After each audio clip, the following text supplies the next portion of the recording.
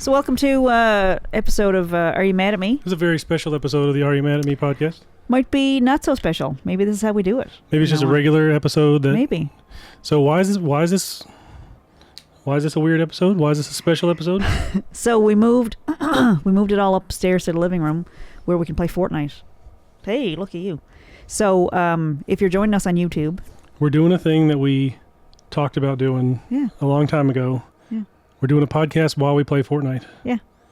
So I think there's another lady that's on like Fortnite Mom or something like that she's called. She's like in her 40s or 50s or something like that. And apparently she's really good. I'm going to have to look her up because we might have to add her.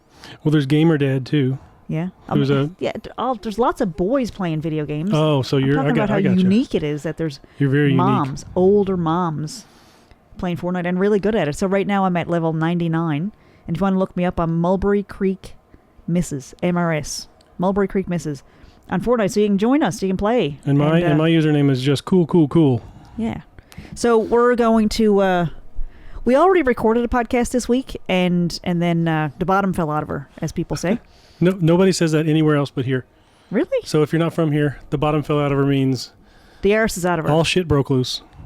Is that it? All hell broke loose. Does that help? The arse fell out of her? Yeah. Anyway, so we did a podcast last night, and we were like so ahead of the game. Like, this is awesome. Oh man, it's going to be recorded and edited and put on in time for... We're not going to have to worry about, going to the last minute or whatever. Did I ready up? All right. Are we readying up? And yeah. We're doing this thing? Why does it keep doing that? Because you're hitting the button with your leg. Oh. Because you don't usually sit like this. Because we don't usually do a podcast while we're playing Fortnite.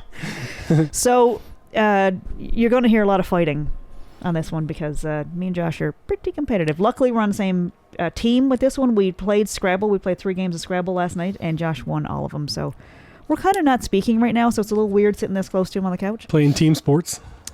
So we decided a team sport might be better, and so we're in the living room.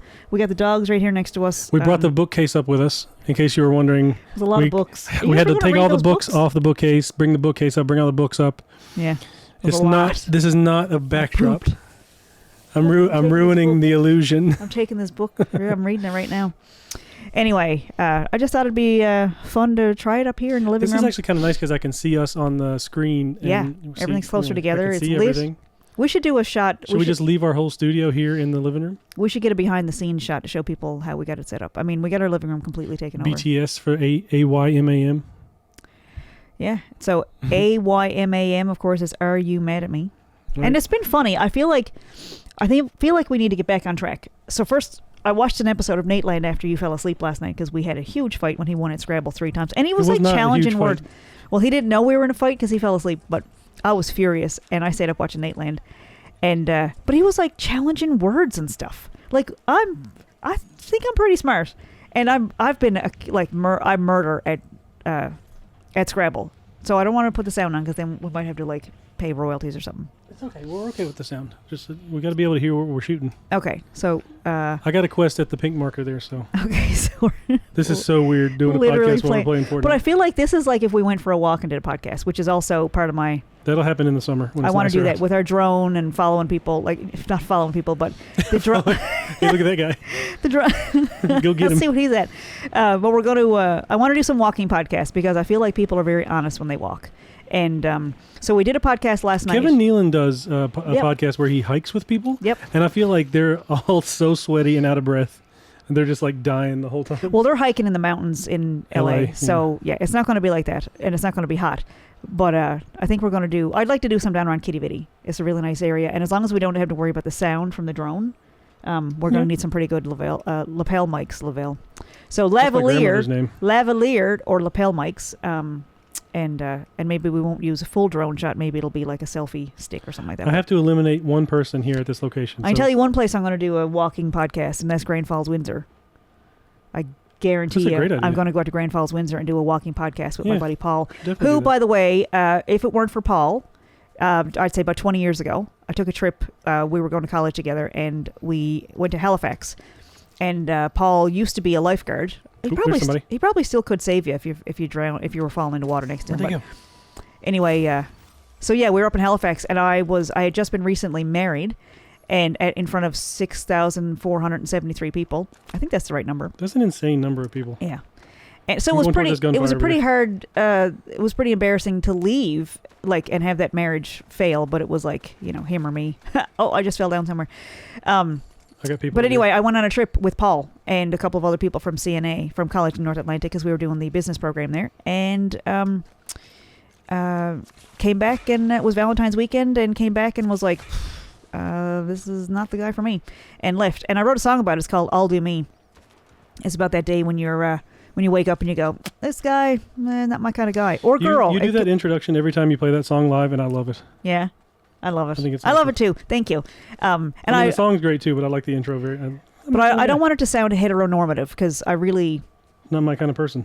Not my kind of person. Like sometimes, like when people have addictions issues or alcohol issues or whatever they're hangs them up from functioning, it kind of becomes your problem.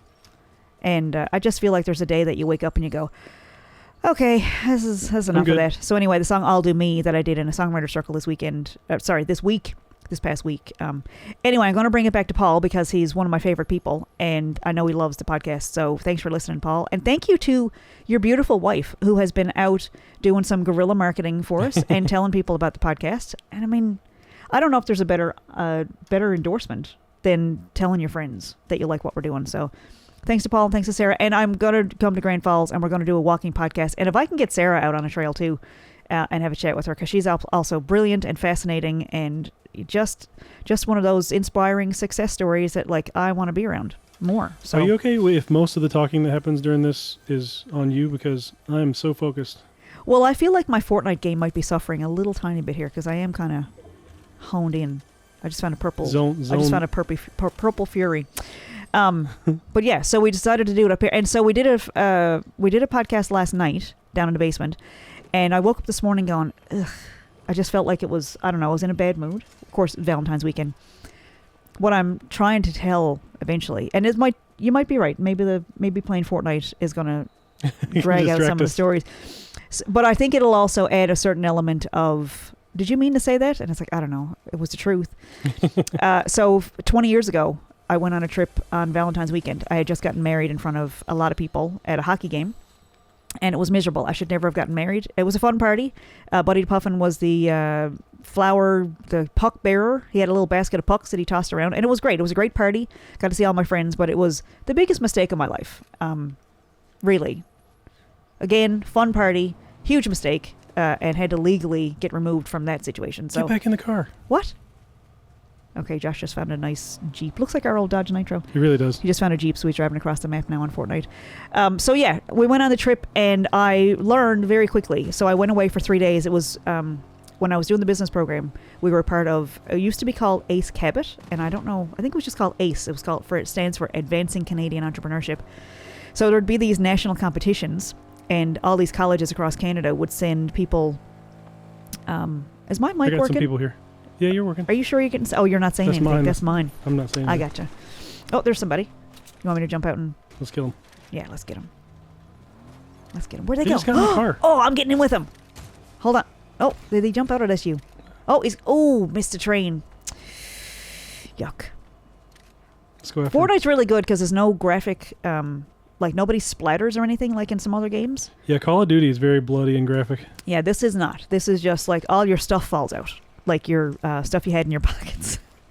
when you and it's not a kill, it's a elimination. Yeah. So you say how many limbs, and you can revive each other, and for some reason the kids call it rezzing. I don't know. Resurrect. Is it? I don't know where they got that word, but anyway. They're over in the shield bubble. You want to help me kill them? Where? Over here. A limb. Eliminate them? We're not killing, we're eliminating. Where was I? Oh, right. So left on Friday the 13th. Which I also understand is a big day for Nate Brigazzi because he got married on October 13th, on a Friday the 13th, and he said he has a joke that there was a lot of room at everywhere was available. Yeah. Every hour Nothing was available was because nobody wanted to get married on Friday the 13th. But anyway, I got divorced Friday the 13th. I went on a trip and I knocked one of them. Went with this group from CNA called Advancing Canadian Entrepreneurship. And so it was a competition. It was all these groups. One of them was for social enterprise. And it was basically like you could practice doing little business ideas. And then you'd go away and present your idea, present what you had done as a part of the group. Sorry, I'm shooting somebody in the back of the head here. Oh, there he is. Got him. Awesome. There's somebody right behind you. Did you get that or me? There's somebody right behind you. Oh! Ah! Oh! Son of a bitch! Oh, come on. Where's he? Got him. Got him. Got him. Got him. Nope. Nice. There's... Oh, nice. Somebody else. We're getting third-partied here. What? Oh, they must know we're doing a podcast. Someone just sorted me. Sons of bitches. Not so tough without your car, are you? Dang it, I'm knocked. Oh! Oh, you got him. Nice. Oh, right in the face. I'm right behind you. Right in the face. And there was just a little spray of his gold. Oh, there's somebody right behind me. They're coming up. That's all right. I got him. They're so close. Yeah, they're fine. They don't even see us. Get him, get him. Run. Oh, I gotta reload. I'm knocked again. But you can get him. Oh! All right. 26 out of how many teams? It doesn't matter. So 25. We're doing duos, so there's 50 teams. There's 50 teams. And we just made it to number 26. Now, that was extreme because there was like 4 teams all at once there. And I just remembered, we're recording this on a capture card, so if you watch this on YouTube, you can actually watch the action if you're into Fortnite, and you can actually see what's going on. So the video on YouTube and Spotify should have us playing Fortnite with a little picture of us down in the bottom corner.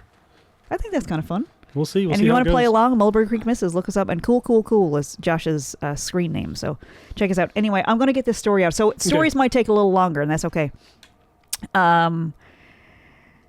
So, yeah, I go up, and biggest mistake of my life was getting married. I mean, it was a miserable relationship, and I remember somebody said, it was almost like you wanted your pound of flesh. It was like you wanted a party, like you felt like someone accused me of wanting my own party to make up for the bad relationship. And I don't know, who can... Like a going away party.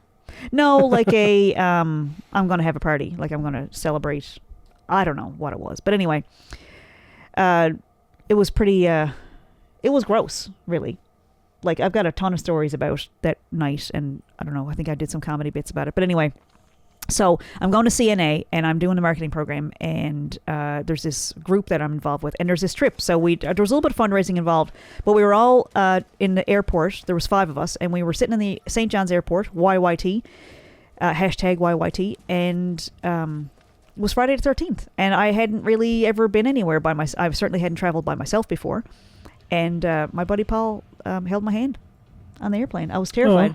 And held my hand when the plane was taking off. And it was like... And it was the beginning of... Like, so the next 3 days when we were in Halifax, I never laughed so hard in my life. I mean, since then, I've laughed a few times like that. But at that point, I had never laughed so hard and so much in my whole life. It was 3 days of nonstop. So at the time, it was Krista, Jonathan, and Jennifer. Don't talk to any of them anymore. But I do still talk to Paul. And what a time we had. I mean, it was just constant laughter. And I went to the Keg for the first time because they had Keg in Halifax, not here in Newfoundland at the time. It was Really? Yeah, Keg was not here. No way. I just assumed the Keg was always here. Oh, no, that's brand new. They put no way. that Well, not brand new because it's been here since we've been together. That's almost 19 years. So it seems historical to me because I worked at the Port Authority. It was my first work term out of secretarial school. I worked at the Port Authority when they were doing tenders for development of Pier 7 or 17. I'm not sure. So that's why that seems like brand new to me but I guess it's been 20 years. Anyway, went to the Keg for the first time, tried a steak that wasn't burned to a crisp for the very first time, tried Caesar dressing for the first time.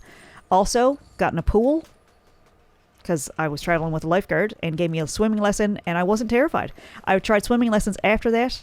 Different experience. 16-year-olds with a lifeguard certificate. Not the same sort of teaching because they will let you go, and they'll let you fall on your face in the water. And are you getting shot at over there? No. Okay. So anyway, went to Halifax, had the time of my life. Absolutely the time of my life. And came back and was like, I remember I got up in the morning, and I tell this story on stage a lot. He had made some toast, and he left like the toast, like that wet spot on the counter that toast leaves when you do it right on the counter. And jam. He had jam on his toast. I'm telling probably private details, but he likes jam on his toast. My ex-husband does. And he left not only the big wet spot from the toast, but he had also left the jam knife and the butter knife on the counter. And was like, who do you think is cleaning that up? Like, I was just done. I mean, it was 6.5 years or something of abuse and alcoholism and just cheating and grossness. But anyway, that morning, it was the toast that did him in. You'd never believe it. That was it. But I came back from that trip, and it was the first time in many years that I was like, wait, people can like me, and they don't need, like, people can like me. And I was just real, and it was my real self, and they liked me, and we were all just laughing and making each other have. It was such a good time.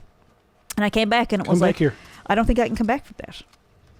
I'm talking about my life at the time, not Fortnite. I didn't. There was like, there's no. I don't think I can go back to the life that I had, and so I left.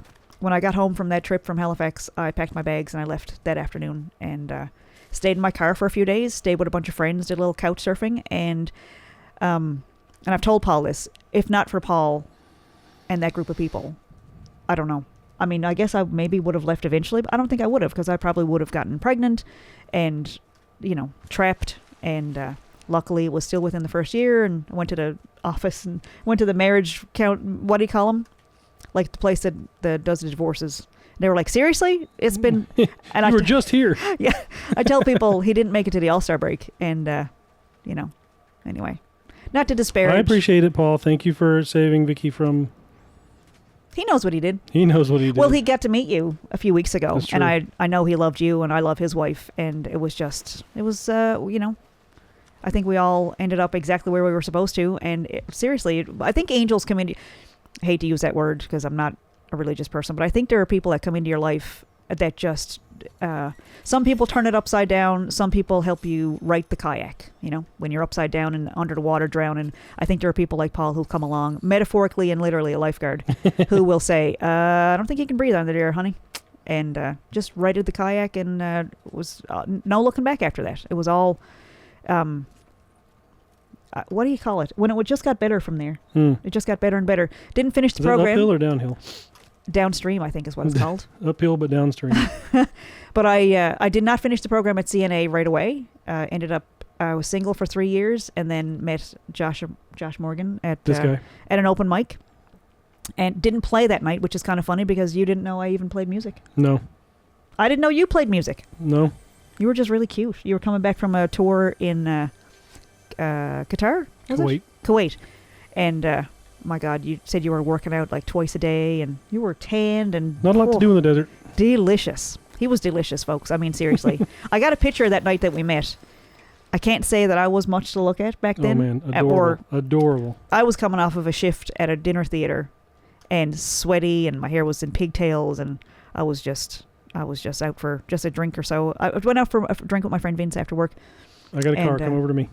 That story's for another time. But anyway, here we are. Playing Fortnite. Valentine's weekend. Valentine's, I'm not a fan of Valentine's myself. That was, I mean, of course, going back to high school days when... so in your high school, Josh, did they do like candygrams for Valentine's Day? No, I've seen those on... Get in the car. I'm in the car. Oh. I've seen those in like movies and TV shows and stuff. And when I was a teacher and a substitute teacher for a while, they would do those in the different schools where I would work. But no, we never did that. I don't remember ever... I mean, I didn't ever have a Valentine. Well, I didn't. And I just remembered Valentine's Day would come. And so going back even further, Valentine's fell just before check days, which was also quite difficult because we couldn't buy Valentines to give out. And that was back... So this was a little bit before the time where you had to give a Valentine to everybody. Like right now, the teachers send a list home and you have to give a Valentine to every single person. So mine was back in the Wild Wild West, where you hung an envelope off the end of your desk and people who liked you put a Valentine in there. Nice. So I did pretty good. I had a lot of friends, but then when we got to high school and people were sending candy to love interests, it's a good thing I knew where to find candy because I didn't get any. Ever. It's good thing I knew where a store was. Yeah, it's a good thing I knew where to buy candy because I certainly wasn't getting any sent to me. I didn't date once in high school. So Valentine's was never a fun thing for me. It was always like a reminder of, you're super single. And then got divorced on Valentine's Day. And then we did have a bright spot. We had Harley. We had Harley for 15 years, and she was our rescue dog when we first got together. Yeah, we got her from a shelter, and they estimated she was about 10 weeks old, and so that was about 10 weeks after Valentine's Day. So I said, you know what? Let's put a better spin on Valentine's Day, and let's say her birthday's Valentine's Day. So we had her for 15 beautiful years. She was awesome. She was my best little friend, and she traveled with us. She'd sit in the front seat. Oh, she'd sit right up front with us. She traveled all over the country with us.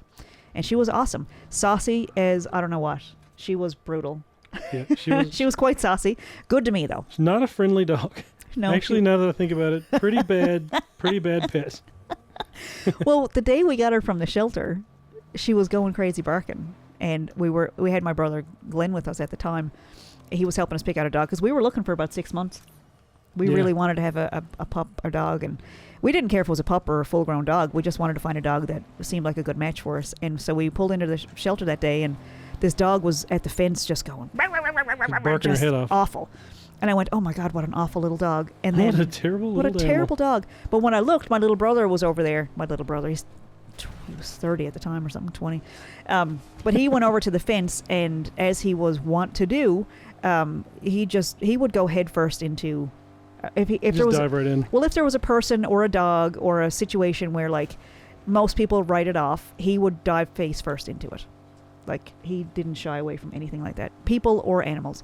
And so when I looked, this little dog had just stopped barking and rolled over on her belly, totally submissive, and my brother was petting her through the fence. And I went, oh. So I gave her a second look, and when he took his hand away, she started barking, going crazy again. So this was just how she asked for affection and attention. So Harley was amazing, and I loved her so much. And I said, when she passed away, I'm going to need at least 3 dogs to replace her. And when she started getting old and having hip problems and stuff, we thought she was close to being done. Like, she wasn't going to last much longer. She couldn't get up over the stairs. She was having trouble jumping up on the bed, stuff like that. So we went and got a puppy to, kind of make it easier to transition. For us. Completely for us. And she totally turned around and lived for another 3 years. 3 years. Yep. So, yeah. But so we got this little beagle, had no idea how to take care of a beagle. I mean, no clue. And, but anyway, here we are now, 3 beagles deep. I was only joking. We didn't actually need to get 3 dogs to make up for Harley, but it's funny that you say it out loud. That's how you manifest. Yeah. That's how you manifest. So, I got people over here shooting. You want to go kill them? Sure. So do you think people that are looking for Fortnite videos are like, why will these people not shut up? Why are they talking? Why are they so bad at Fortnite? This is a podcast, so people. Josh is really good at Fortnite. I am good for my age. And I learned the boys showed me how to use, what are these called? The 2 thingies? The dual axis controller? Dual access, yeah. So at first, when I would play, I wouldn't touch any games that did dual access because it made me dizzy. And it takes some time to get used to it. Back when Halo first came out, it was my first time with that, and I was like, I don't like this at all. Yeah.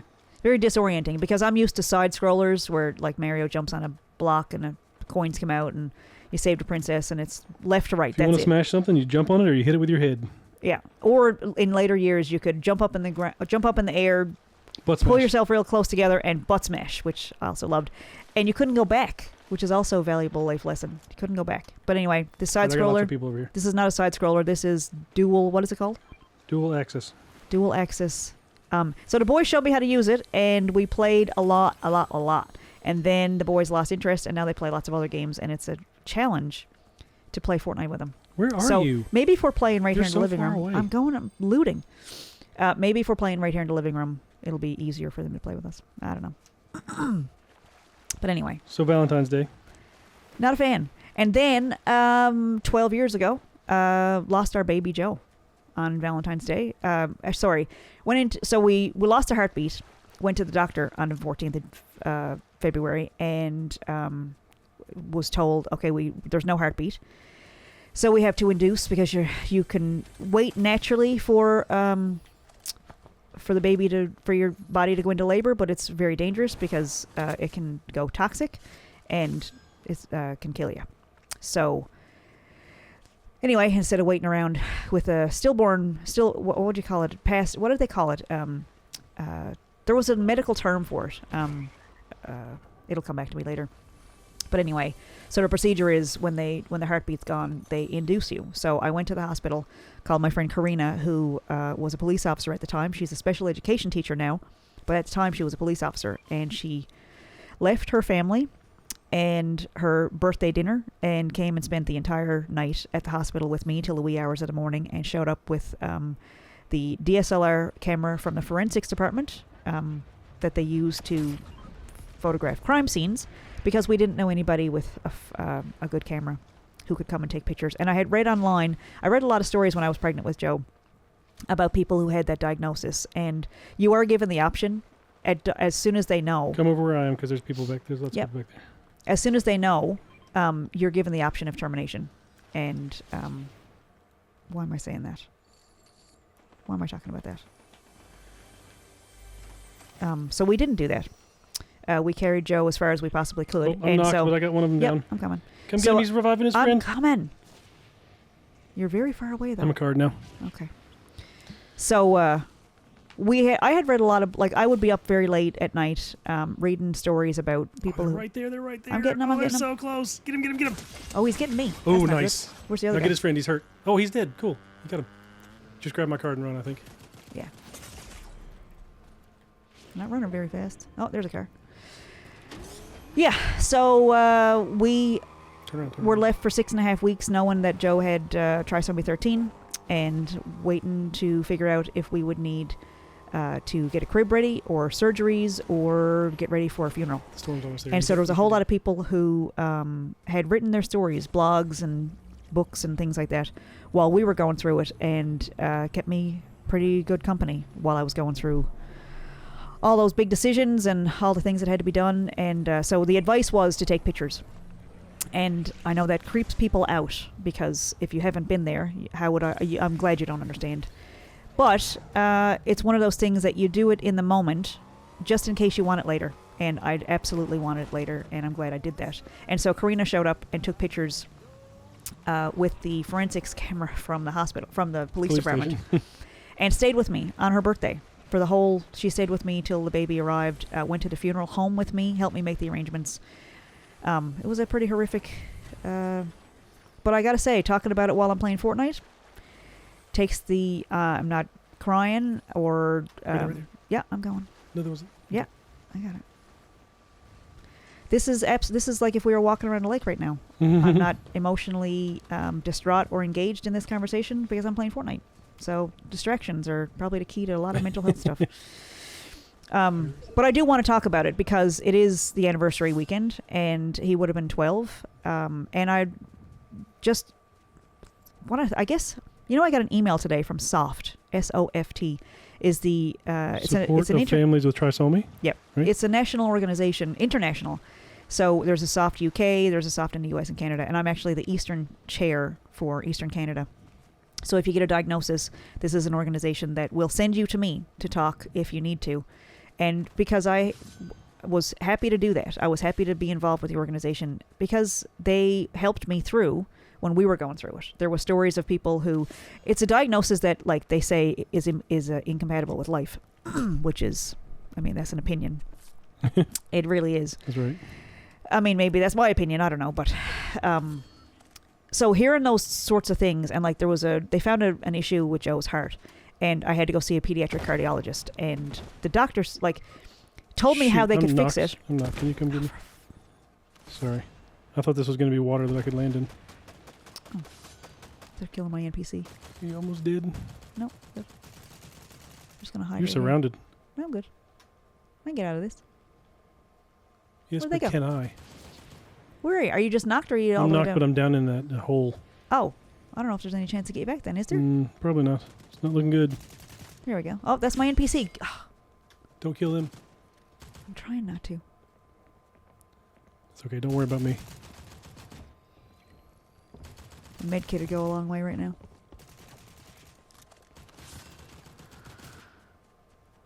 So can we do both of these things Use at the same use time? that porta potty. That's where I am. There we are. How about that? How about don't pick on Josh? Haha. Oh no, You- I fell and killed myself. You MF. Are you you fell? Yeah. Oh. Right there, right there. Yeah. You almost got him. Where are they? Son of a bitch. There Nice. we go. Oh, medkit. Love it. Love it. Love it. Is this going to work? What? What do you think of Doing this a podcast while we're Fortnite? doing this? I think it's pretty great. I'm loving it. Maybe we're just streamers. So somebody's headed towards you, but my card is right to your... So if you go outside that house, there's a porta potty. Okay. You can go down and get my card. So turn around. Wait, now I just want to see if there's any better weapons here before I go. I got a typhoon blade. Let's take that. Oh, there's another thingy. You don't have you dropped your sword. Yeah, I know. Okay. I'm making space. So I'm going to pick up the blade. And where are you? Turn around. There's a No, porta potty. Where? So turn. Right outside there somewhere. Turn around. Right there. Okay. This will take you to where you are? It should. No. Nope, just a porta potty. That's the wrong one. Where are you? So keep turning right. There's a hole. You can use your sword to jump down there so you don't kill yourself like I did. How do I do that? Keep turning. It's in that building right there ahead of you. Straight ahead of you, there's a hole. Oh, where the storm is? Yeah. Are we getting out of this? No, I don't think so. It's not looking good. I'm just down here for a card. Where are you? Just grab my card. And then there's a porta potty right there you can use. Oh, won't that get me out of the storm? Maybe. Or farther into it. No, I thought the whole point of these is that it gets you further out. No, Isn't not it? necessarily. Oh, yeah, I'm deep in it. That's okay. Oh, you're going the wrong way. Turn around. What? There you go. You got medkits too. Yep. Don't forget. Oh, it's so far. Do not despair, Padawan. Just doing a med kid. How is there a medallion in the storm that deep? They probably got a bunch of medkits like you. You think? Okay. So I don't know if this sword is going to give me enough to get out. Is it? You can do it. I believe in you. Vickie is the master of saving the day with Fortnite. When I do something stupid and get I'm killed. like a what do you call them? Like a medic. Like I'll go behind and I'll be like, hey, I got med kits or I'll get your cards or whatever. But as far as like skill and medkit. Yeah, I'm trying. I think it's too late. Is it? No, you get it. Are you sure? Keep going towards the storm circle though. Yeah. Use your sword. Am I getting out? I don't know. It's close. Go. You're almost there. Motherfucker. There we go. Oof. Oof. Okay, can we edit out motherfucker? Probably. Well, especially since I said it twice. I believe in All it. right. Oh, there you go. Get into the storm circle. All right, so I don't want to go where the medallion guy is. Well, they're in the storm circle, so you don't really have much of a choice. Is there any other... Oh, I'm done. There's not a chance. If I can't revive you... You can do 7 it. people left. Do you want to play for me? Somebody's shooting at you. Do you want to play for me? Not really. I mean, I can if you want me Can we get Peter to play for me? to. Peter is unavailable. A sweat. He calls him a sweat. He is a sweat. So sweats are people There's that a car. Just keep going. Just keep driving. Go straight. Why would I go towards the car? No, there's another car behind you. Oh no, this is not going to be good. This is untriumphant. All right. Game right. number 3. Yeah. Okay, so it takes forever to reload. This is my least favorite thing about Fortnite, is that it takes forever to get back in another match. Start a new game. But maybe that lends itself to podcasting. Where was I? You were talking about how we usually celebrate Valentine's week or weekend. I think I was talking about the blogs and books that I read while we were, those 6.5 weeks we were waiting to see what was going to happen with Joe. Yeah. So, which led us to write our own book 5 years later, when the dust kind of settled and I was feeling a little more, functional and had a rainbow baby. So Peter is an Irish twin, which means born in the same calendar year as another baby. So Peter was a rainbow Irish twin and light of our lives. I mean, the boys are just, I don't know what I would have done if I didn't have to get out of bed every day to take care of the boys. I mean, it was awful. But here we are 12 years later. And I usually take the week off to just so that I'm not impacting anybody else, so that I'm not letting anybody else down during that week, and I can take space for whatever shows up. And I think this might be the first year, and it's not quite midnight yet, but I think this is the first year that I haven't had an absolute reliving of every moment of going to the hospital and all the smells and sensations and all that stuff. So I guess it gets better. I remember That's progress. In the grief support group that I went to in Maine, in Portland, there was a lady who came in and she was like 10 years out. And I just thought, how do you ever get to 10 years? And she had a baby. I think she might have had a 4 or 5 year old at the time. And I was just fascinated with how are you doing it? Because all of us sitting around that table were like clinging to life. We were... it wasn't like, oh, it'll be a good day tomorrow. It was like, no, every breath was painful. And I think one little baby step at a time. Yeah. I think I speak for everybody at that table. And the lady who ran it, she said she had been doing it for 30 or 40 years, and she said all the stories hadn't changed in all those years, despite all the technology advancements and all the medical stuff that they could do. She said the same people, the same stories were sitting around the table of, well, I was just going to share all their stories, and that's not my place to do that. But she said the stories were the same, and the same statistics were still in place, and she had been doing it for 30 or 40 years. So that kind of shocked me, actually, because you would think, oh, it's new and they can save babies now and they can probably do stuff. But, you know, babies die just before they come out. I had a cousin that died like that, who full-term pregnancy, baby was perfect up until the moment of birth, and, you know, they can come out with a cord wrapped around their neck. They just don't make it on the outside. So it's kind of a miracle every time they get here. It's like the statistics are kind of terrifying, because I think it's like 1 in 3 pregnancies actually doesn't result in a full-term healthy baby. But who would ever know that? Because people don't talk about miscarriages and stillbirth and fertility. People going through fertility treatments, I mean, they go through this over and over and over again. And it's a subject most people don't talk about. So if you're surprised that you're watching Fortnite, listening to these stories, this is also a podcast. We have a podcast called Are You Mad at Me? And this is the anniversary weekend of losing our son, Joe. He would have been 12. And we recorded a podcast yesterday in earnest, and then the arse fell out of her. Weren't feeling it. Well, I just kind of regretted, like, ugh, it was just, and then a whole bunch of stuff changed. And it was like, you know what? Let's mix it up a little bit. And so I'm very inspired by, we watched an episode last night of, well, I did, after Josh fell asleep, of Nateland. And they were changing up the formula. Even though they had done like 80 episodes that went really well, Nate was trying something new. And so I don't know what's coming after episode 81. They might go back to the old format, but I love everything he does. Made a mistake of looking down through the comments. I don't understand anybody who doesn't like Nate Bargatze and enjoy everything that he does, quite honestly. Just like, don't get it. I don't get it. Don't care for that. But I made a mistake of looking down through the comments, and it ruined the podcast for me. Like, for that episode, it was like, oh, and there was another one where the guest was on there, where all the people that were making comments were there for the guest, and not at all the same folks who usually listen. Ruined that episode also, because it was so negative. And so I think I might just stay out of the comment section from now on. That's probably a good idea. Yep. Not fun. That's a good idea in life. Stay out of the comment section. Because it's none of your business what people think of you. So anyway, we recorded, like I said, an episode last night. I think this is the first one. That was that would have been number 13. And, well, sorry. I got to go into this. I'm going to loot this chest here now. We recorded, and what was I going to say? So this is episode 13 now? Is that what you're saying? This is episode 13. So we're redoing it. And we haven't done that before. And I keep losing my train of thought. This is really distracting. Fortnite is very distracting. But I think it's good in that I'm not getting all worked up about any particular topic. I'm just shooting the shit with you. Yeah. Yeah. I love it. That's kind of fun.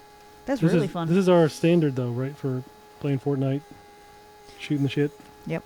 I think we're going to get the boys to play again, because the boys would tell us about their day while we were playing Fortnite, and it was very honest. There wasn't any time to think, oh, should I share that? Or it was just raw honesty, and I think that's got some value. So we're going to try this, I think, with the podcast and see how it goes. And yeah, if you're new to the podcast, you know I love Nate Bargatze and the Nateland podcast, which is just the most sweetest little podcast to listen to. Just turn it on, and so relaxing.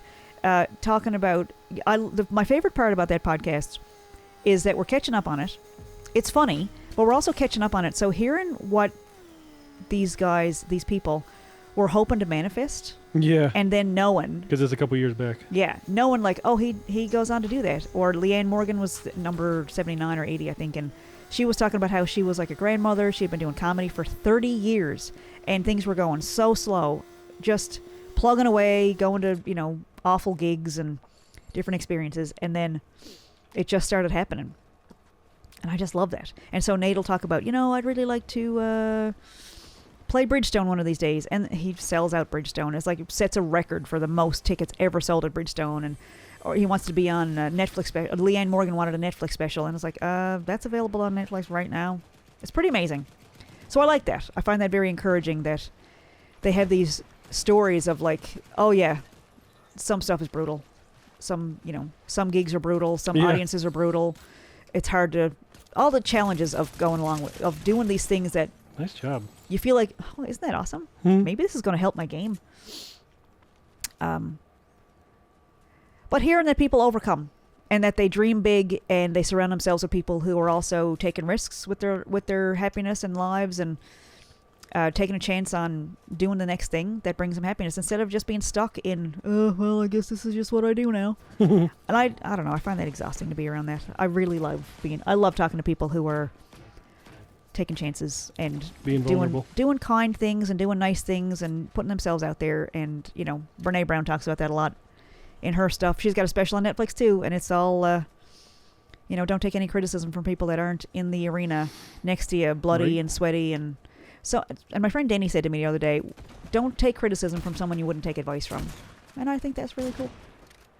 Oh, come on. Oh. I'm coming over. So I came up with a theory playing Fortnite that some of them are bots. That they are people like the programmers. Did you see it? What was that movie, Josh? With Ryan Reynolds. Yeah. Where the programmers like get in and play sometimes. And there's a whole bunch of... Once upon a time, my kids believed that everybody playing Fortnite was actually a human being sitting somewhere in the world playing Fortnite. And I was like, it seems like some of them might be computer generated. Based on that they, dance into walls. They have like certain patterns that they do. And the boys were like, no way, no, this is totally real. Anyway. Sometimes you're fighting a lot of bots, which is true for life too. I got some people way over there. I'm going to go over. I got a I'm not thinking strategically. Strategery. All right, hang on now. Where'd he go? So the dog next to me just let out a big sigh. Ooh, he had stuff. Ooh. So again, it's like a little shooting star when you get eliminated in Fortnite. All your stuff falls out, and there's like little sparkles come out of your spot, and it's pretty fun. And so far, if you're keeping score, I have 4 limbs. There are 9 on my team, so that means Josh has 5. I have 5. He is cool. And I'm Mulberry Creek Misses. If you want to look us up and play with us, that'd be so fun. I think that's kind of the motif of What's our that? life. Fun. Just having fun? We like to have fun. We like to do stuff that's fun. That doesn't jive with certain. I gotta say, it doesn't. It's not always a match. It's not always a love connection with people who are not having fun. Are you in a fight over there? Yeah. Oh, but don't worry, I'm throwing a med kit at him. Awesome. That'll teach him. So when I first started playing Fortnite, there was transport trucks, and I was afraid to get into any kind of shootouts, so I would just drive trucks over people. And they don't have a good turning radius, and are very inefficient as elimination machines. Elimination tools. Let's head towards the storm circle. They don't have those anymore, so I had to learn to get a little bit better with my aim. And right now I'm my character, my skin is a Godzilla with some really nice blue highlights, and my back bling is what is that? A llama. Llama. Mine is my character his name is One Ball because he likes to play pool, and he's got the yellow one ball from a pool game. But I thought that One Ball was a very appropriate character for me. It's testicular cancer survivor Josh Morgan playing as One Ball in Fortnite. That's funny, right? I love that that's your approach to life. And because when Josh so a year after we lost Joe, we got people. We had a brand new baby, and so I guess it was about a year after that, right? Which part? When did the cancer show up? So after Peter was born, I got the old clip.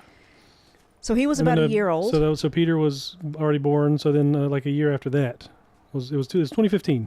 Yeah, so it was about a year after we went on a vacation to North Carolina, and Josh was like, "Noticed a bit of a lump there," and I was like, "Just stop playing with yourself. That's you're playing with it too much." And If you're noticing lumps, you're playing with it too much. Wow, that's disturbing. No, it's not. This is a PSA here. I'm not saying I don't like PSA is also for a prostate exam. Ooh. Yeah. So anyway, we went on vacation and we took an entire month. We traveled down to North Carolina from Maine. And just before we left, Josh said, there's a bit of an anomaly on my testicle. And I was like, the ever-loving wife, super supportive, totally concerned. And I said, stop playing with it so much. Because, I mean, to be fair, I had 2 babies. I was pretty tired. So you're like, yeah, whatever. I'm sorry. I wasn't more attentive at the time. Get out of here. So we were also heading to North Carolina and driving with 2 small kids and we were going to spend, just to take as long as it took, and we traveled. So we got out on the road, had an absolutely fantastic time, ended up, so that's kind of where Mulberry Creek, I know that's where Josh spent a lot of time. That's where his grandparents lived and where he spent a lot of weekends. And so I went and saw Mulberry Creek for the first time 19 years ago.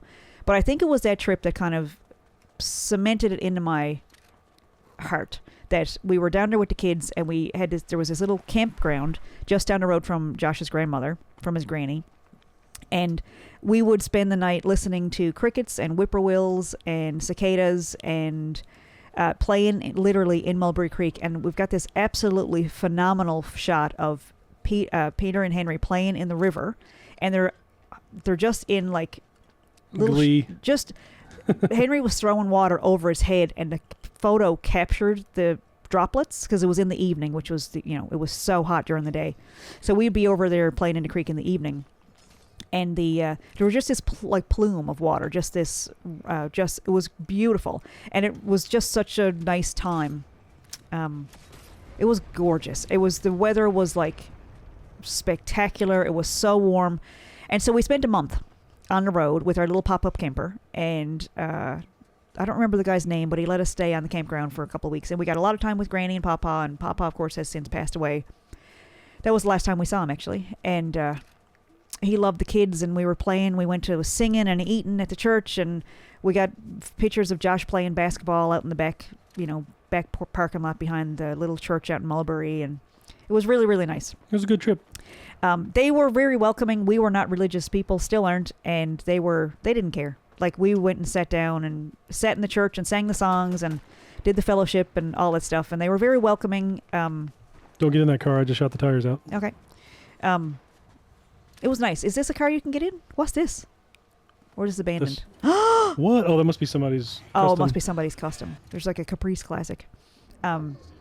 Anyway, Mulberry Creek, fell in love with it, and came back after about 30 or so days on the road. There's a crown up here.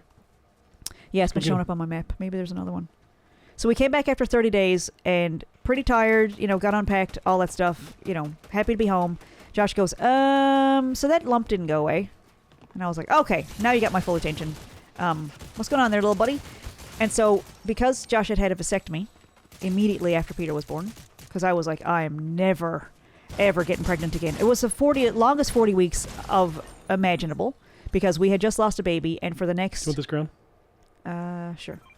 For the next 40 weeks, it was, you find out at 4 or 5 weeks in or so. So it was, to be fair, it's 34, 35 weeks.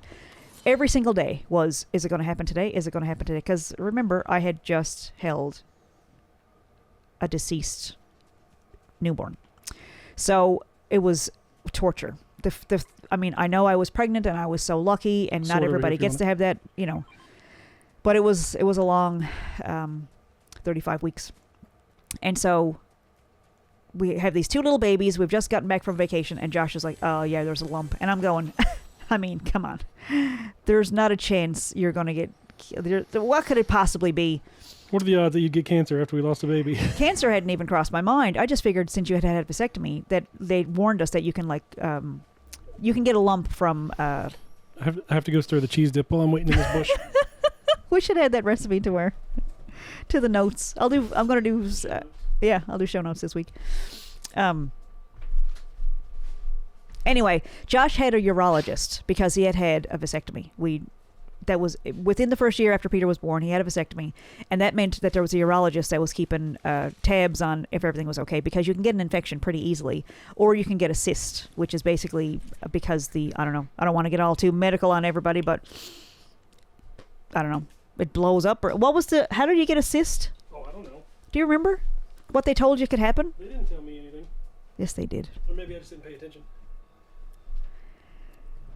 So that wasn't on mic. So just tell me that brilliance again. You didn't know, you weren't listening. What was it? They warned us that it was possible that you could get a lump, it was like a benign cyst from after a vasectomy. Leaving me alone? No. You leaving me behind? I'm just getting to the storm circle. All right, I'm coming. So we knew that could happen. And so I was like, it's probably just a cyst. It's probably nothing. And so I went to a counseling appointment that day and told my therapist, like, yeah, Josh just came from so they got him in for an ultrasound that day. He called the urologist and they were like, yeah, let's send you over for just to make sure it's okay. It's probably nothing. So I went to my therapy appointment, told my therapist, it's probably nothing, but, Josh noticed a lump a month ago. We're going to get it checked. And he said, my therapist, the ever professional, said, he's probably pulling his pud too much. Wow. Yeah. Isn't that? Yeah. Gotta love the support. Well, I mean, who calls it that? But anyway, I was like, yeah, probably. And I walked out of the office laughing. So I go to get in the truck, the beautiful, beautiful black Dodge Nitro that we had. I loved that vehicle.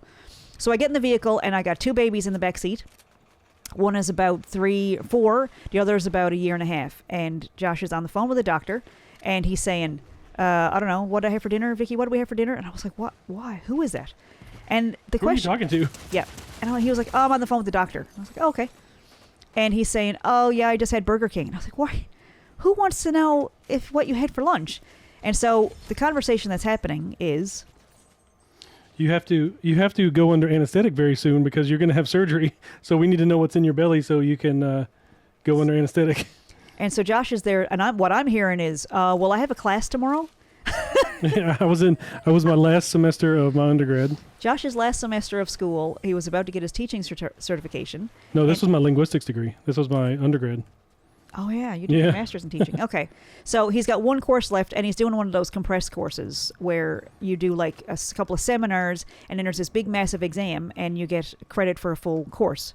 It is, so courses are like 16 or 24 hours or something like that, or I don't remember how many semester hours you put in for a course. 30, I think. Yeah, I don't remember. Basically, you do the 30 hours in a couple of weeks because it's summertime. So Josh is on the phone with the doctor saying, I got an exam tomorrow. I don't know if I can miss it. And the doctor says... Josh, it's cancer. Yeah. Like, oh, thanks for... So Josh turns a shady, hazy shade of winter and gets off the phone. He goes, they want to schedule surgery for tomorrow because I have cancer. And I go, I'm going to need to go back in my therapist's office for just a minute. So I called and left a voicemail for him and said, I guess I'm going to need to see you later this week because they just diagnosed Josh with cancer over the phone and he needs surgery tomorrow. So then I'm knocked, but they're hurt. They're hurt. They're almost dead. Okay. I'm coming. Oh, is that them running away like a bunch of cowards? No, I'm right here. They're right next to me. Oh, they got us. Fourth. All right, ready up. So we go over to USM. We're both alumni of USM. University of Southern Maine. Is it alumni? Alumni. What's alumnus? 2 of them? Alumnus is 1. Alumni is 2. Plural. Isn't there a girl one? What's AE? Alumnet. No, what's AE? What's alumni? AE. I don't think that's the thing. Scrabble. See, he would challenge this and it's totally a word.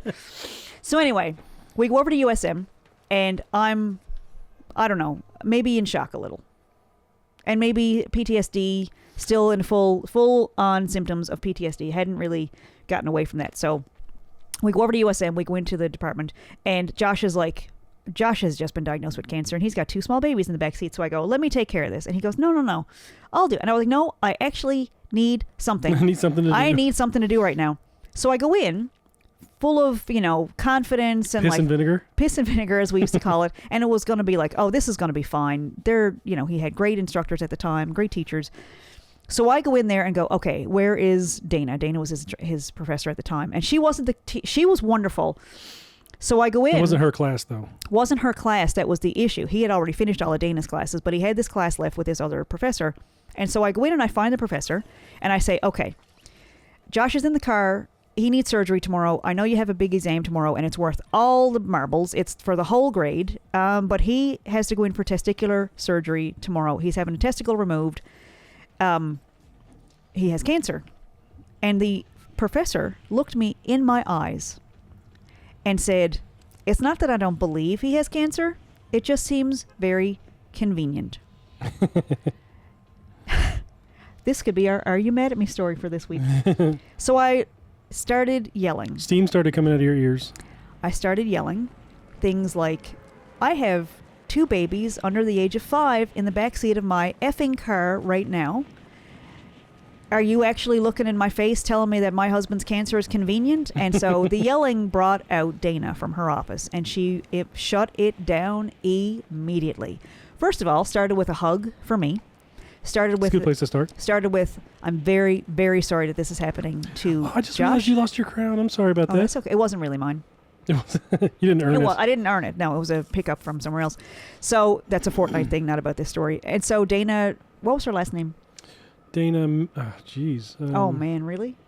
Wow. We'll look it up. We'll put it in the show notes.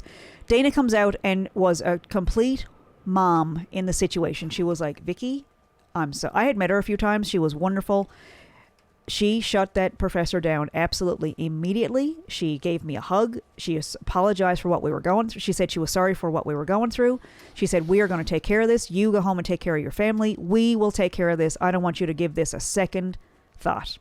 And she took care of it. Josh ended up with his diploma. I don't remember much after that because I blanked out. I don't know. Anyway, some people unkind.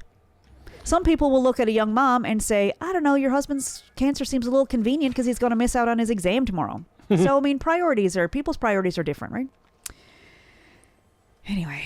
That was a pretty good program, though. It was wonderful. This person doesn't have a weapon. Oh, yes, they do. And they're shooting me with it. You good? Oh, yeah. Oh, no. Maybe. Oh, no. Maybe. Oh, You're hacking them. They got to stop to reload. Oh, so close. They're so close. I'm coming. Oh, I can't get out of this place. So this is a bot because they didn't finish the elimination. They just knocked me. Right? Yeah, most likely. Yeah. Anyway, shout out to Dana, last name unknown, for being a human in a very tough time. I wish I could remember her last name. That's been it's been a long time. 2015, 10 years. Yeah. Here, stay here. What you got? Did you just throw one of those down? No. That was me. I just threw that down for you. I got some, what was it? It was like a... Chili Chug Splash? Yes, they're back, I guess. So I have a shotgun with 2 bullets, nothing else. So I'm going to need a little bit of stuff here. Okay, here's an SMG. That's awesome. I love that. So people that are fans of Fortnite are watching this going, what are you guys doing? Why are they talking so much? Were we talking about Valentine's Day? No. No, we were talking about me playing as one ball. Yeah, that's it. We had a band of fun. When we first started playing music together. We played with my dad, and he's as crazy as I am. So we wanted to call it. We were like, "Oh, we're all nuts!" Ha ha ha. And then it just led to a whole comical conversation, and we called ourselves the Tree Nuts. Tree is how people in Newfoundland often say 3. And the joke was, between the 3 of us, we had 3 testicles. My dad was not a fan of that name, but he did play with us. I don't think we explained to him exactly how we came up with it. He knew. He got it. He knew. Yeah. But anyway, that we did one gig as the Tree Nuts, and then we became Mulberry Creek shortly after. But I wanted to, the idea of manifesting stuff and saying it out loud is on my heart this week, because I feel like it's happening a lot. I'm really conscious, really aware of people who say things and then all of a sudden it's happening, and I like that. I really like people who believe that that's even possible. And so there was an episode of Nateland the other day not the other day, it was 2 years ago, but I'm just listening to it now. We watched it. It's new to me. But she was talking about how she had been doing comedy for 20 years, and it was happening, but it was like a trickle. And then she just went viral. I don't remember what the joke was.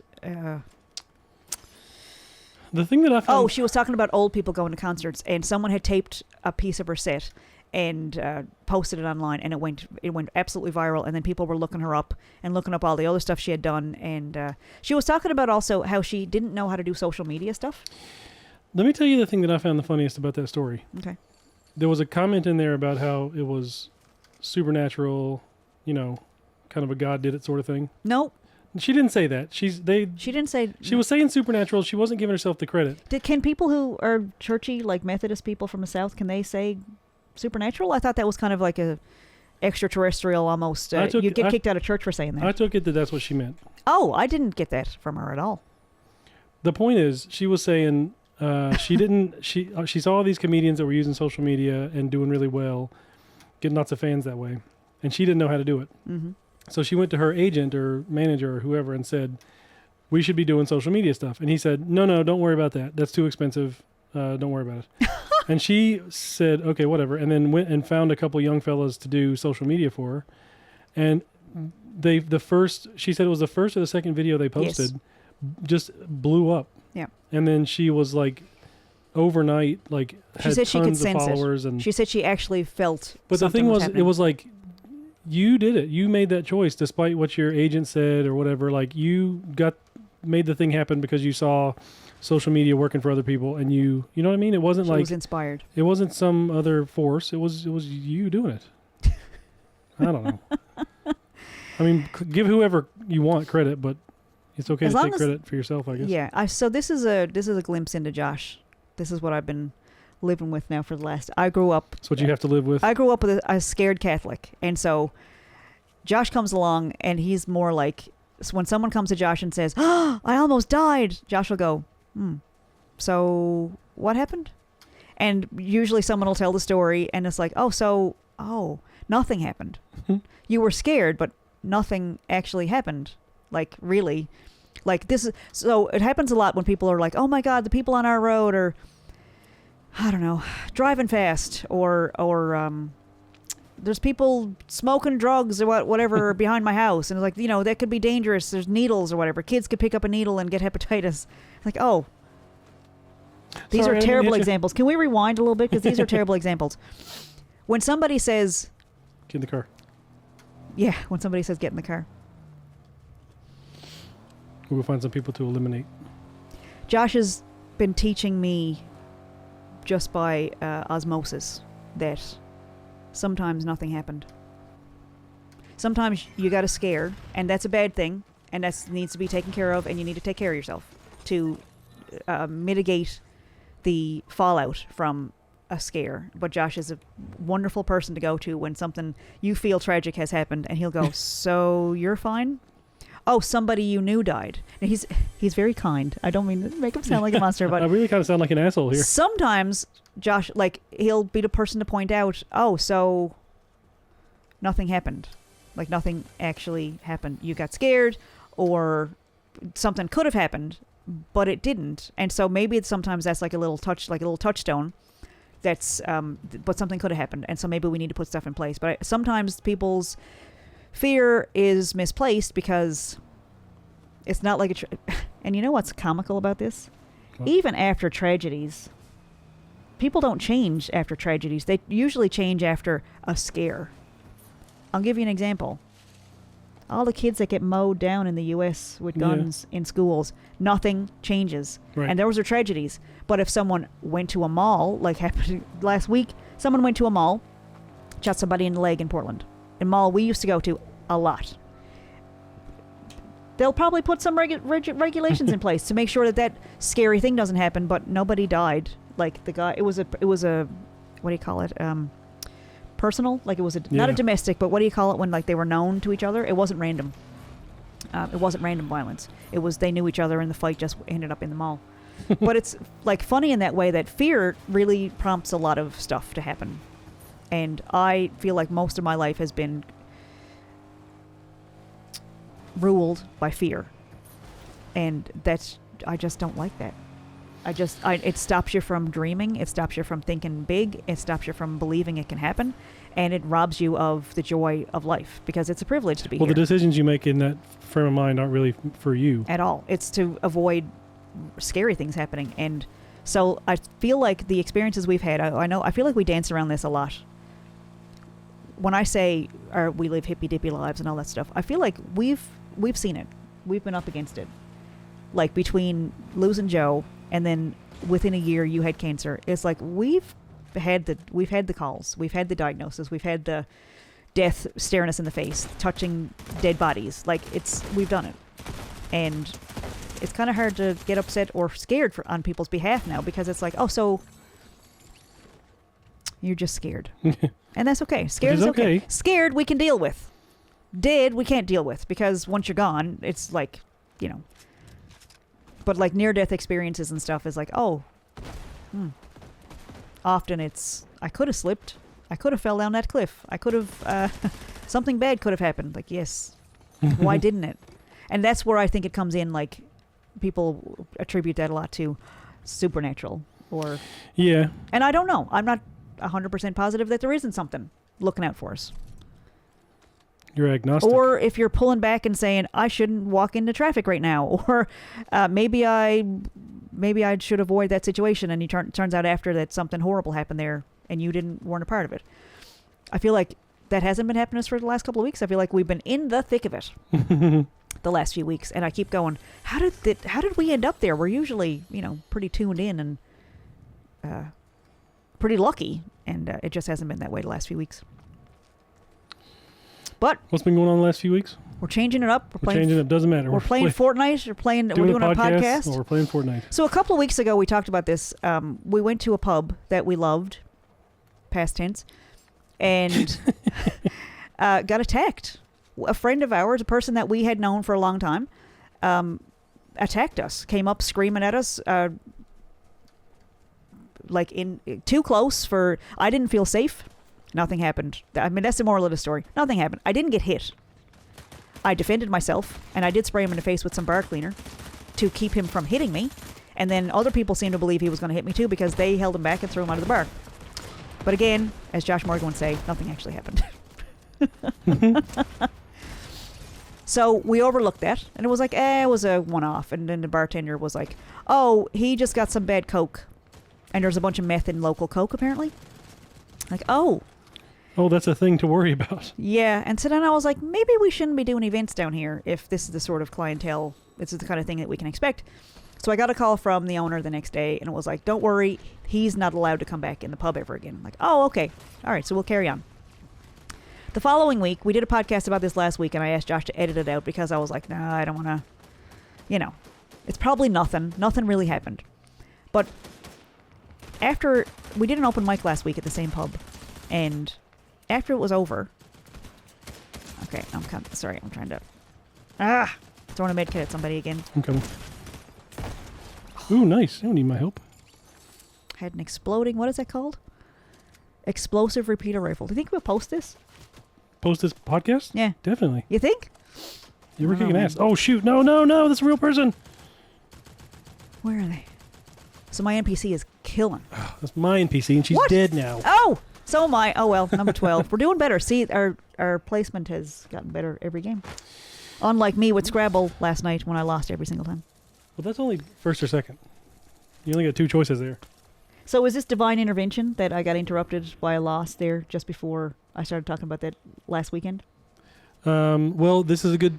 yeah. We can stop here and end it because it's an hour and 10 minutes-ish. Has it been really? Or You're kidding me. How many games have we played? 3 or 4. Okay, so maybe we'll save some of it for next week. Sounds good to me. I don't know. This has been fun. Yeah. Let us know in the comments. So we got the audio there going on. We'll have that on Apple and Spotify.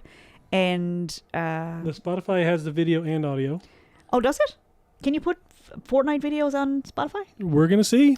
So that'll be our podcast video. Oh, shoot. We just went into another game. That's okay. We'll go back. We'll play this one. That's fine. All right. This will be a quick one. I'll get killed quick. But I do, of course, I did post the other day.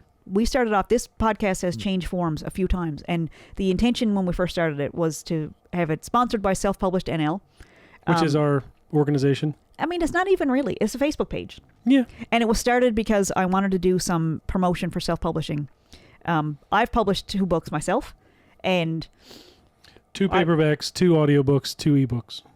And 3 for somebody else. And we've had a few people get in touch wanting us to help us with setting up KDP accounts and formatting and publishing and recording the audiobooks and for reformatting for ebooks and all those things. And so we started Self-Published NL, and we called October Self-Publishing Month. Make it a quick one. No, I'm kidding. No, let's do it. Let's do it.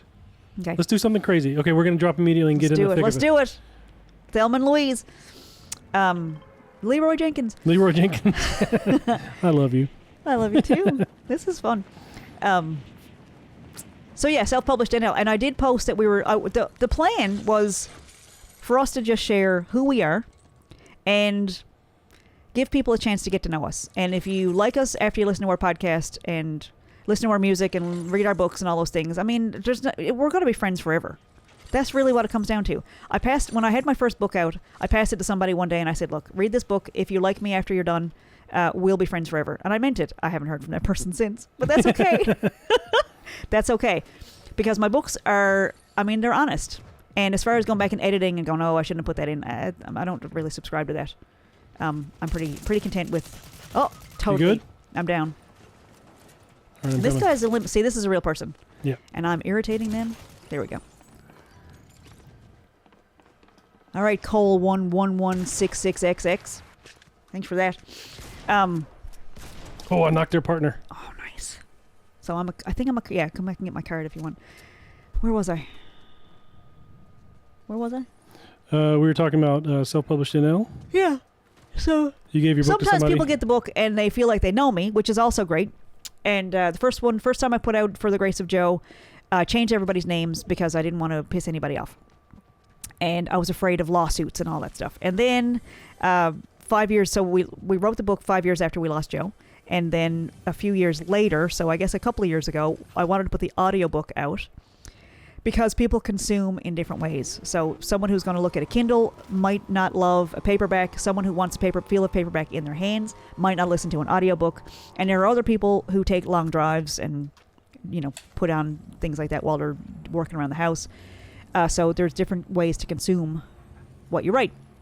And so I changed all the names back. And I put Josh's name in there because he did write a chapter and edited and read that book I don't know how many times and produced the audiobook. So I wanted to make sure his name was in the credits for that one. I appreciate that. So thank you. We republished, which is a thing you can do when you publish a book on your own. You can republish and you make updates. And so if you have anything that's like time sensitive or information has changed or the research has changed, you can go back and do an update, which lots of books have reissues, or what do you call them? Editions. Oh, yeah. New editions. So anyway, and then we put out How to Fail at Documentary Filmmaking. Again, pretty raw, pretty real. I changed a bunch of names in that. People that I knew wouldn't care. I left their names in, but there was a few people that I knew were like, a little icky about it. So I changed their names. And so the podcast started off really as a chance to let people know what we were available to do. And, one of these days maybe get sponsors, who knows. But following in the footsteps of people like Nate Bargatze, who, he gets his friends on there, he shares who he is, and I'm hooked. I mean, I don't think there's a ticket price that I wouldn't pay to go see him, or how far I need to travel. I mean, I'm hooked. I'm a fan for life, and I think that's the way to do it, is let people actually get to know you. Marketing is great, but I think letting people know who you actually are, who they're buying from, who they're getting involved with is important. And it's I like us. Yeah, I think we're doing pretty good. Every now and then when we're pushed back against a wall, I feel like, I mean, are we shitty people? And I question it, and I go through all the emotions and doubts and self-loathing and all that stuff, and then I usually come to the conclusion, it might be them. It's probably them. Listen, are we going to keep going while this match is going? Sure. It's only a couple more minutes. Because we didn't get a chance to talk about that guy that got eaten in a kayak by a whale. So Josh's TikTok feed and my TikTok feed are drastically different. He believes everything he sees. That's the difference. We have probably similar videos, but Josh didn't. I feel like studying marketing has ruined me for most of television and advertising, and even TikTok, like the authenticity of so Josh will show me something that he finds absolutely riveting and hilarious, and I'll go, why was she standing there? Like, cats can't talk. That's not real. He didn't really take that pizza out with his bare hands. And so, anyway. All right. I can tell you have diabetes by the noise you made. The noise you made when you stood up. That's from the office. Are you getting shot at? Nope.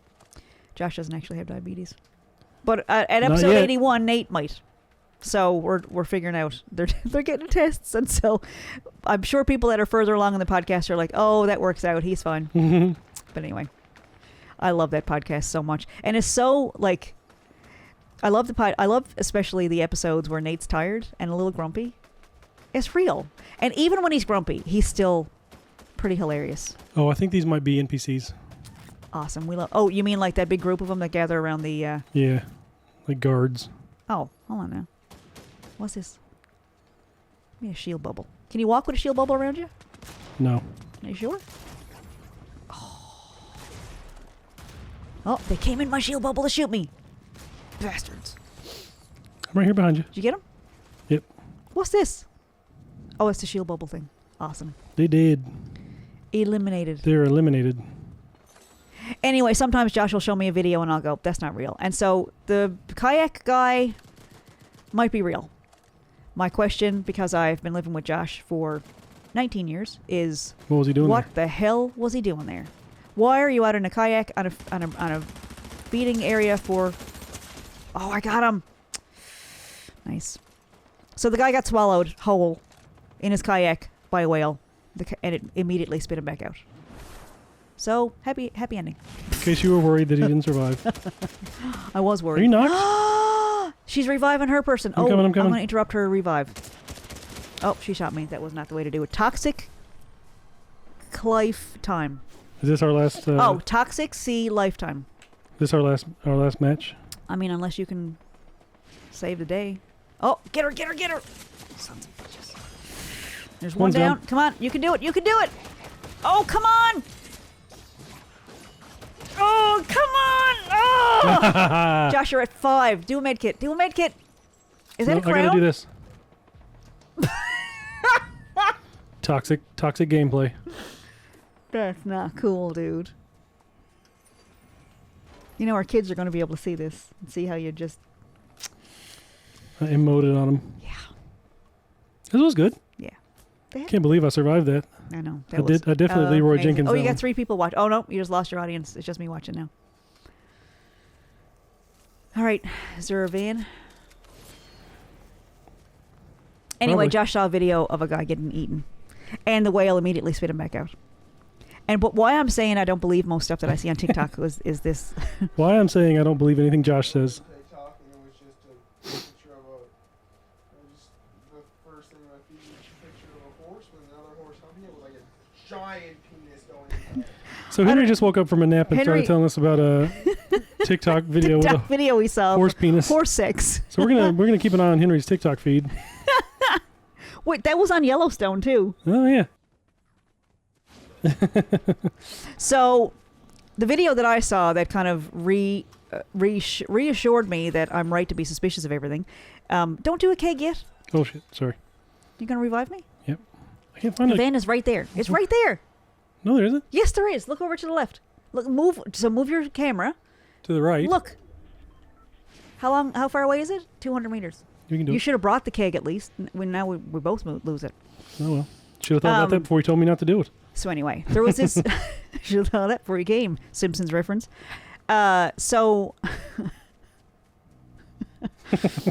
Anyway, there was this reporter. There was this clip that showed up a few times, and they were like, "We love showing this clip every year." It was this lady who was at the bottom of a tubing hill, a reporter, and she does her little sign off, and then she goes and stands in the path of someone coming down the hill on a tube. I don't know if you've ever come down a hill on a tube, but it's pretty hard to steer.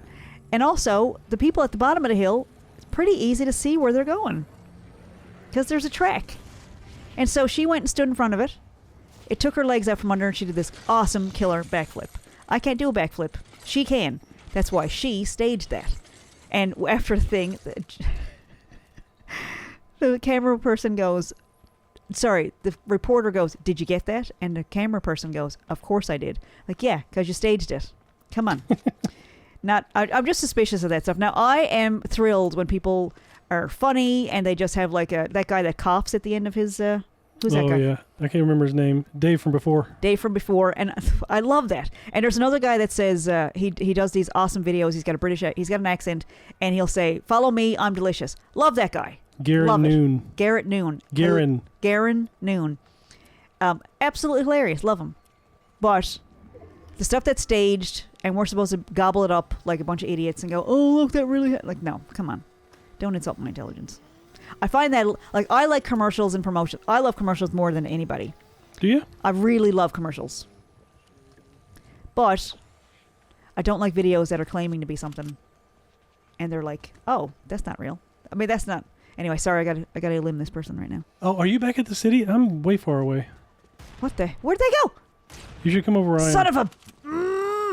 I got people over here. I'm down. Oh, I'm in water, though. Oh, I'll just swim to... All right, I'm coming back. Oh, I'm also in the storm. Oh, I didn't know the weather was bad. This is real bad. Office reference. Why is that person there? You son of a... So fucking half-a-zen. What? Half-a-zen. What is that? Halfazen. I don't know, but I'm going in. We should get your feed on here, too. Is there any way to do that? No, because I'm on a Switch Lite, and there's no way to connect it to anything. Oh, well. But that's okay. Bummer. How do I get to you? You're underground. No, I'm in the water. Yeah, but I don't even see where you are. It's just right there. Keep going, keep going, keep going. So jump down in the water. There I am. Freaking card's floating away. There's my card. It's all wet now. Still good. Just a bit Still wet. good. It's a bit wet. We watch a lot of Simpsons. Yeah. Did we talk about that on the podcast already, that we express ourselves through We did. TV quotes and We movie did. quotes? But feel free to talk about it again. No, I'm pretty sure everybody that's listening has listened from the beginning to every single podcast we've They made. all So know I don't want to. exactly. I'm keeping them in mind when I'm. We got. Oh no! Oh my! This is bad. I don't think you're getting out of this. I mean, it's possible. Go, Will I boost, ever boost, leave boost! This world alive. I'm worried about Dave King. You know Brian Setzer? I do not. The Brian Setzer Orchestra? They did, what was that? They did a song back in the 90s that was really popular. Brian Zoot Suit Riot? Okay. Zoot Suit Riot. They were like thought a it was swing. Ryan. They were like a swing I band thought of it the was 90s. Zoot Suit Ryan. No. Anyway, Brian Setzer used to play for the At Stray least you Cats. took a minute there to entertain that. He used to play for the Stray Cats. Then he played Stray for, Cat Strut. Then he played for the Brian Setzer Orchestra. Killer guitar player. He just announced that he has some kind of autoimmune disorder and he can't use his hands anymore. Like he can use his hands, but it's like he feels like he has gloves on, Oh wow! so he can't play guitar anymore. Wow. So That sucks. he's doing like physical therapy and stuff, but he's basically like done being a musician. Which is like he's an amazing guitar player. So, and Dave King, Flog and Molly just canceled a bunch of shows, right? I don't think they said what was going on, but they I hope they're okay. Big fans. We saw Flog and Molly in Massachusetts, and Bridie was out on stage, very pregnant, Yeah. rocking out. She is one of my heroes because she was. She was the well, girl it's a in the husband Irish and wife. band. Yeah, well, it's a girl in an Irish band. I have a song about that. We should. Sorry, somebody's here. We should. Did you revive me? I'm trying. I wrote a song about a girl in an Irish band. And touring with her husband, which I'm also a big fan of. Like Chris Stapleton and Morgan Stapleton performing together. That's fantastic. I like doing stuff with you. I like it too. Yeah. I gotta eliminate pretty this fun. person. You're carrying me, though, on this one. You're not contributing very much. I have 0 limbs. You have 6. I think you're doing great. Aw. Thanks, honey. These were bots, so I had nothing to worry about. So the listeners got to hear our child talking in his sleep. Yeah, he is unconscious We'll again. play that back for him later and go, see, it is true. And Peter is going to laugh at him. Nah. They both wake up and talk in their sleep, and it is amazing. We're just saying that you woke up and talked in your sleep. What did I say? You said, when I opened up TikTok, there was 2 horses doing it, and they had a huge... Oh, that's true. Oh, that's real? We're not sure if he's awake right now, or if he's just having the same dream. Was that real? Talking about literally first download. It just happened. First thing is I thought, Are you serious? yes. Oh, when you first downloaded TikTok. I got you now. Okay. Yeah. It's not fish sometimes. But my TikTok feed, thankfully, is a lot of comedy stuff now and a lot of crochet. And good news. There's a crochet meetup called, I can't remember what it's called. But Stitch and Bitch. No, they call it something else. Oh, really? Yeah, I think so. But We've I put Weavery on a Scrabble board the other day, and my husband challenged it, and I successfully, by the way. was so embarrassed because I don't know if it's successful because you were using some wonky dictionary that you invented yourself. The Scrabble dictionary. Yeah. Why? It's a podcast. What do you mean? Why? We thought you saw the cameras, Oh, dude. I'm knocked. Are you serious? Honest to God. Hold on. I need another gun. Where are you? Pink Where are marker. Pink marker. Where's the pink marker? How are you 264 meters away from me? Oh, because you're American and you don't know what meters are. What is a kilometer? I'm going to go try to Anyway. get this guy's loot that I killed. Henry, we decided to move our podcast upstairs. We recorded one last night, and we were saying all kinds of things about what we were going to be doing next week, and our plans have changed, so I thought it'd be better Also, this is now a Fortnite podcast. to do it up here, and we're recording Fortnite, so it's going to be a Fortnite podcast. We're going to try this out and see how it goes. You going to get to me? You're still up. I'm You're down to still up. 30%. You're 90 meters away, so hang on. I can do this. I'm hiding behind a rock. You can do it. Is there anybody around? Nope, we're safe. You got to go, though. I'm coming. I'm down to 10%. Okay. Hang in there. I'm coming, baby. Oh, I'm coming. no. Get over the rock. Oh! But I did get a crown. Oh, and there's a person there. There was a person there. Oh, he got me. All right, that's a good place to stop. Back to lobby. RTL. Thanks for watching our Fortnite channel. Yeah, this is our new Fortnite podcast. I think it was a good way to be... I spiked a little on something there. I think this is a good way to be real.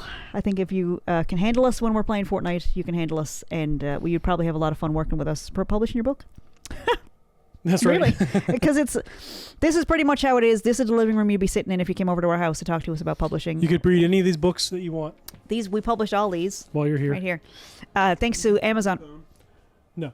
Thanks to Amazon for that backdrop. It was like $35 or something, Yeah. and very versatile and movable. So I moved it up to the living room, and here we are celebrating a Valentine's weekend, honoring the child we lost by being a family, And having being fun. together, and having fun with our family. Because this is everything I need is right here in this house, and I think it's kind of cleaning out the cupboard over and over again is like, you know what, we'll just reset. And so more stories coming next week. I had a whole bunch, and We'll try to remember them for the next Fortnite match. so I want to like. I thought for a second, like, I don't want. There's a lot of people that are probably mad at us for different things, but we're very happy people. Generally speaking, we're pretty happy. So I don't want to I don't want to put that out to the universe like, oh, there's all these stories where people are mad at us. I think just day to day, our stories from day to day is enough to. But I think bringing other stories into it and saying lots of stuff is going really, really well, and Yeah. we're manifesting the life that we want. And every now and then, someone said to me a long time ago, I had this whatever experience. I don't even remember what it was about. But someone said, I said, I don't understand how that got near me because I'm taking care of myself and I'm happy and I'm looking at things positively. And the person said, yes, but contrast is still going to happen. And I think what it means is if you're vibrating at this frequency, when something crappy comes into your experience, it zooms out really fast. It's like Yeah. one of those merry-go-rounds in the playground. Like if that's spinning at a certain frequency and you're happy, someone that's miserable, when they come into your experience, they don't last long. They Yeah. don't stay for very long. And I feel like that's exactly what's been happening the past few weeks. It's been like, what is going on? And then it was like, oh, that's over. And in the immortal words of Josh Morgan, so nothing happened. Really, when it comes down to it, like, I'm here. I'm perfectly healthy. You're perfectly healthy. The boys are healthy. We're, we have everything we need. So what's the big deal? What happened? That's so bad. Nothing. We got to play Fortnite and do another podcast. Yeah, we got this gear. We got these beautiful listeners telling people about our podcast and listening every week. And just, I love the messages that come in. Like, it's just beautiful. So, I'm following along. I'm really, really thrilled that I'm able to listen to Nateland. And that we have Yeah. internet service coming to our house. I mean, there's that. Lots of people don't have that. But listening to the stories of what they wanted and what they were dreaming of, and they surrounded themselves with, they were open to opportunities, and they talked about it to supportive people. And I think that might be the magic formula and also writing. I saw something the other day, too, about pretend your pen is a magic wand. And, yep. So we need to find one of our children's phones right now. So thanks again for listening. You're listening to Are You Mad at Me? Brought to you by Self Published NL. I'm Josh Morgan. Yeah, I'm Vickie Morgan, and it is a pleasure. We'll see you next week. See ya.